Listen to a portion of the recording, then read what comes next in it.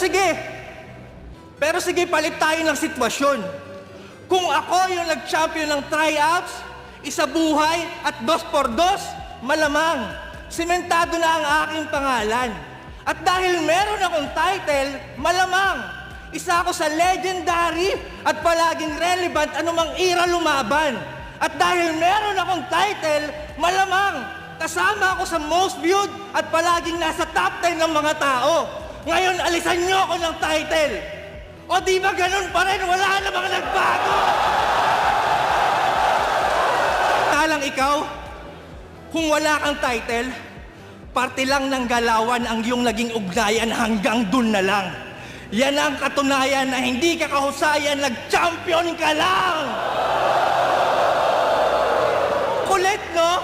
Dati niyayabang mo yung meron. Ngayon wala yang nagawa. Nabaliktad